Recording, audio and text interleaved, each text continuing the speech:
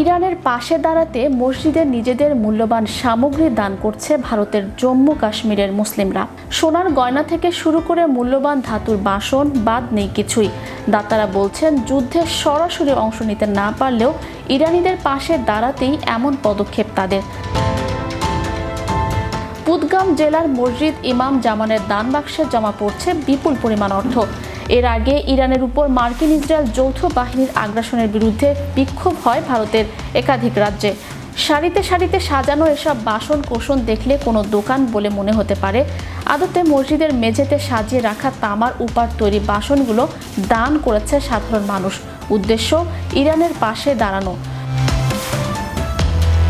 এ ঘটনা ভারতের জম্মু কাশ্মীরের বুদগাম জেলার কেবল থালা বাসন নয়, মসজিদ ইমাম জামানের দান বাক্সে জমা পড়েছে বিপুল পরিমাণ নগদ অর্থ।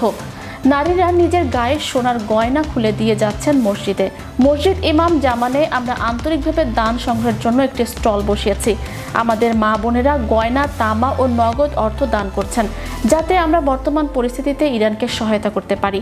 সরাসরি যুদ্ধে অংশ নিতে না পারলেও আত্মতৃপ্তির জন্য আর্থিক সহায়তার মাধ্যমে তেহরানের পাশে দাঁড়াচ্ছে এলাকাটির মুসলিমরা। এদিকে অসহায়ের পাশে ও নিপীড়নের বিরুদ্ধে দাঁড়ানোর একটি মাধ্যম হিসেবে দেখছেন তারা।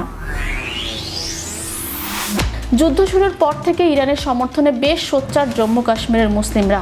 একাধিকবার বিভিন্ন এলাকায় ইরানের যুক্তরাষ্ট্র ইসরায়েলের হামলার বিরুদ্ধে হয়েছে বিক্ষোভ মিছিল।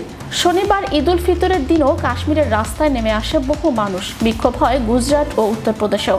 বিশ্লেষকরা বলছেন, কাশ্মীরের এই ঘটনা কেবল ধর্মীয় আবেগের বহিঃপ্রকাশ নয়, বরং এটি দীর্ঘদিনের সাংস্কৃতিক ও ঐতিহ্যগত সম্পর্কের প্রতিফলন।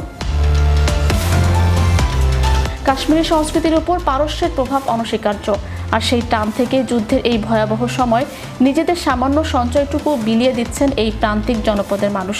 কাশ্মীরের এই ত্যাগের চিত্র এখন সামাজিক যোগাযোগ মাধ্যমেও ভাইরাল, যেখানে সাধারণ মানুষের এই নিঃস্বার্থ দানকে মানবিকতার এক উজ্জ্বল উদাহরণ হিসেবে দেখছেন নেটিজেনরা। আপাতত বুদগামের এই মসজিদটি হয়ে উঠেছে বিশ্ব ভ্রাতৃত্বের এক নতুন প্রতীক।